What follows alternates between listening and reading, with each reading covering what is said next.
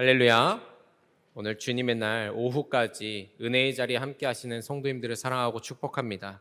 이 시간 말씀 통해서 하나님의 은혜 풍성히 누리고 또 세상으로 나아가 승리하는 저희 모두가 되기를 소망합니다.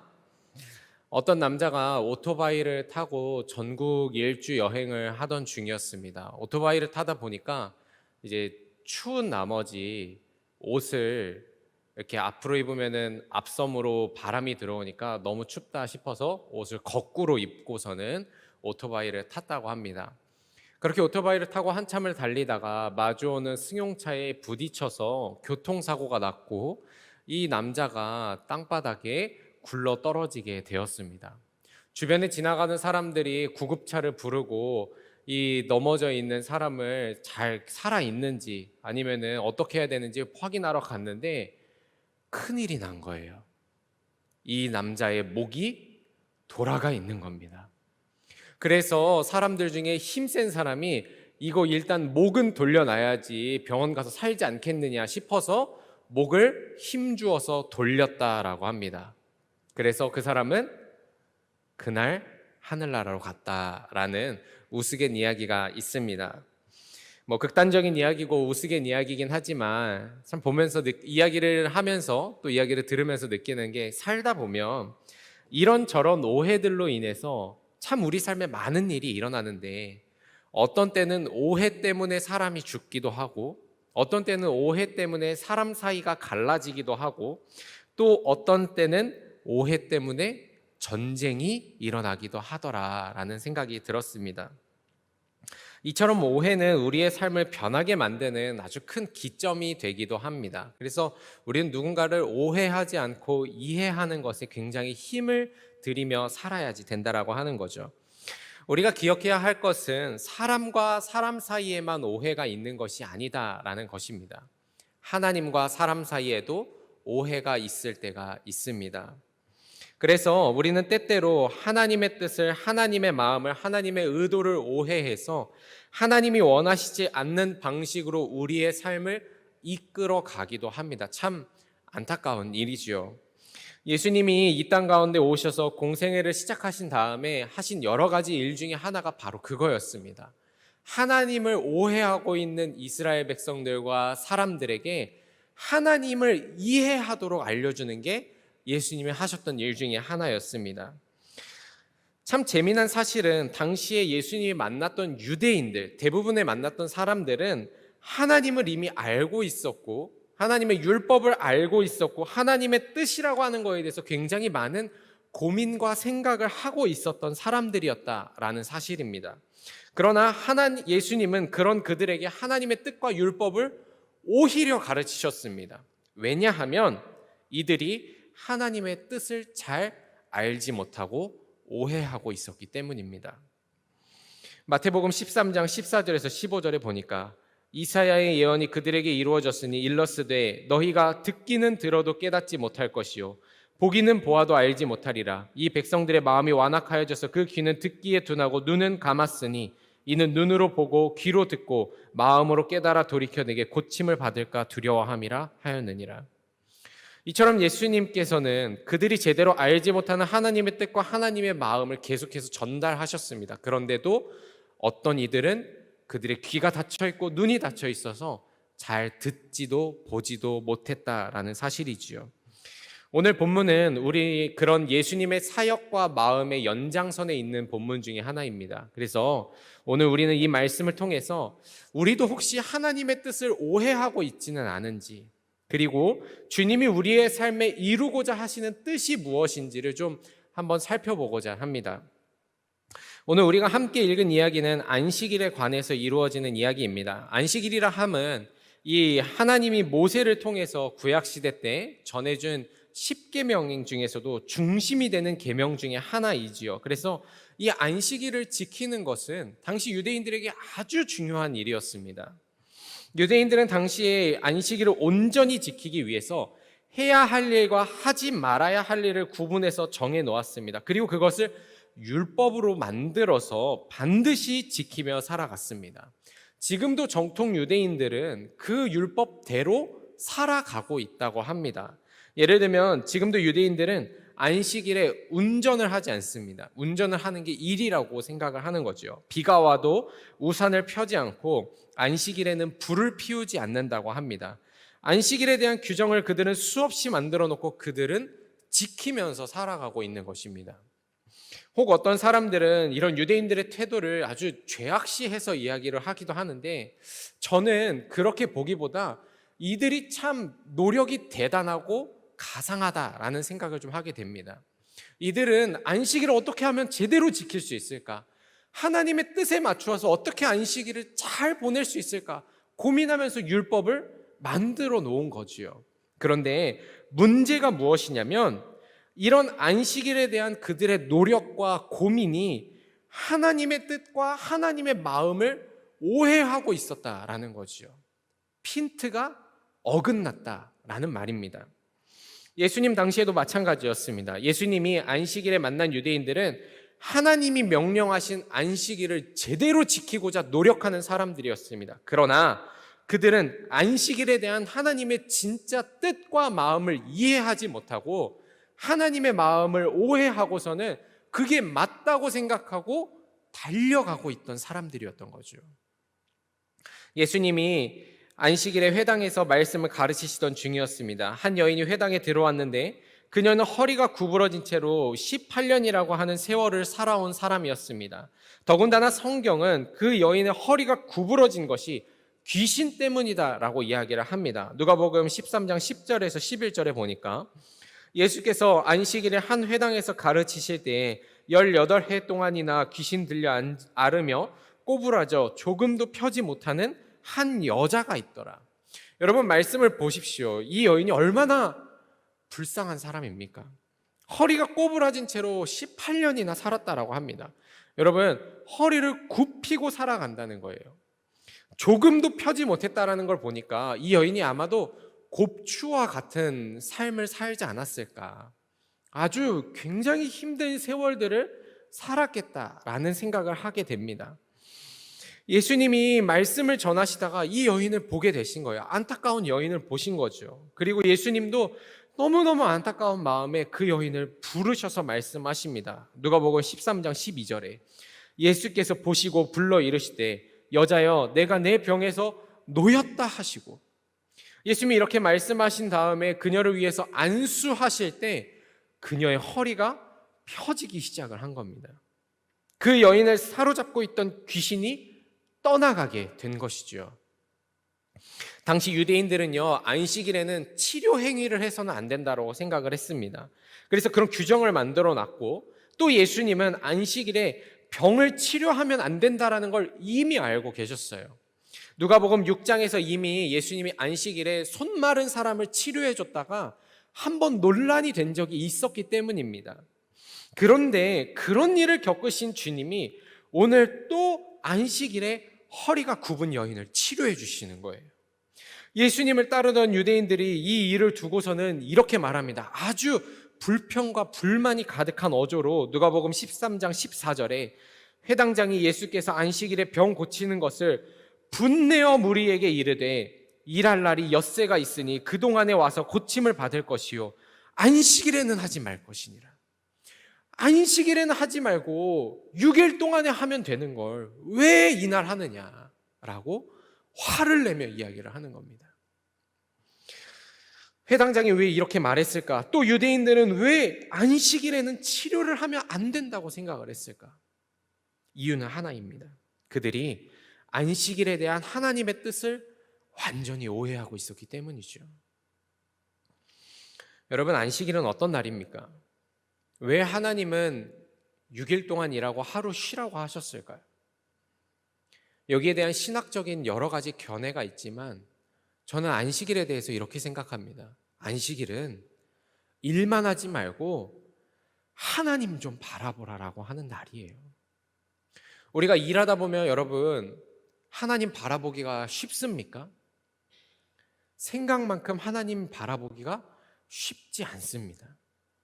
6일 동안 열심히 일하는 것 우리의 삶에서 중요하고 필요한 일입니다. 그런데 주님은 안식일만큼은 너희들의 바쁜 손을 잠깐 내려놓고 나를 바라봐라 라고 말씀하시고 만들어 놓으신 거예요. 더 나아가 이 안식일은 하나님을 만나고 하나님의 은혜를 받고 하나님의 생명이 우리 가운데 부어지는 날입니다. 안식일은요, 하나님이 주인이 되셔서 하나님의 뜻을 이루어 가시는 날이에요. 그런데 이 안식일을 오해하면 아주 이상한 날이 되는 겁니다. 어떻게 해야 안식일에 제대로 쉬는 것일까? 이런 생각을 하게 되는 거예요.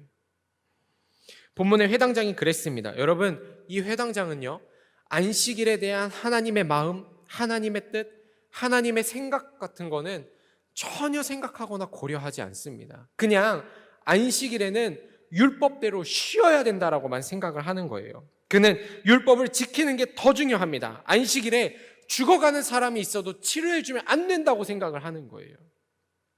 율법적이고 종교적으로만 안식일을 지키는 거죠. 여러분, 오늘날 우리도 마찬가지입니다. 오늘날 안식일이 오늘날 우리가 지키는 주일과 동일한 날은 아니지만 우리가 비슷한 개념을 가지고 우리가 주일을 성수하고 또 주일을 보내고는 합니다. 여러분, 주일을 성수한다는 말이 무엇입니까? 예배를 드리러 가야 한다는 말입니까? 그것도 맞는 말이지만 그 깊은 의미를 우리는 이해할 수 있어야 됩니다. 주일은요, 예배 시간에 와서 앉아 있으라라고 하는 날이 아니라 이 예배를 통해서 예수 그리스도를 만나고 하나님의 뜻과 은혜와 생명이 우리 가운데 흘러 들어오는 날이다라는 것입니다. 그러니 우리가 주일을 성수한다라고 하는 것은 여기에 와서 예배 드리는 게 아니라 이곳에서 하나님을 만나고 돌아가야 주일을 성수하는 거예요. 하나님의 뜻이 우리의 삶에 온전히 이루어지는 날이 되어야 한다라는 것입니다. 예수님이 오늘 말씀하시는 게 바로 그거예요. 안식일에 예수님은 하나님의 뜻을 이루신 겁니다. 율법적으로 종교적으로 지키시는 게 아니라 하나님의 뜻을 이루시는 날로 지키신 겁니다. 그렇다면 오늘 예수님이 안식일에 이루시는 하나님의 뜻은 무엇인가? 또 이 사건을 통해서 주님이 우리에게 말씀하고자 하는 것은 무엇인가? 누가복음 13장 16절입니다. 그러면 18해 동안 사탄에게 매임받은 이 아브라함의 딸을 안식일에 이 매임에서 푸는 것이 합당하지 않겠느냐. 주님이 안식일에 하신 일은 무엇이냐면 매임에서 풀어주신 겁니다.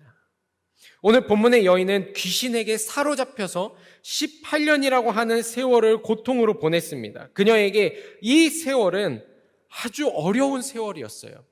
이 세월 동안 이 여인은 안식일을 매주 경험을 했지만 안식일이 결코 안식일이 아니었습니다. 단순히 허리를 펴지 못했기 때문이 아니라 그녀가 사탄에게 매여 있었기 때문입니다. 그런 그녀에게 예수님이 다가가셔서 만져주셨어요. 그리고 예수님이 귀신으로부터 그녀를 놓아주셨습니다.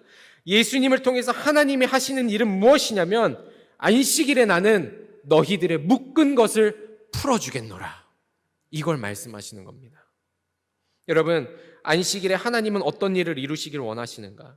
이 예배를 통해서, 이 은혜의 자리를 통해서 하나님을 만나고 예수님 만나고 성령 충만 받아서 내 삶을 묶고 있는 것들이 풀어지고 내 삶을 메어놓은 것들이 해결되는 역사를 이루길 원하시는 줄로 믿습니다.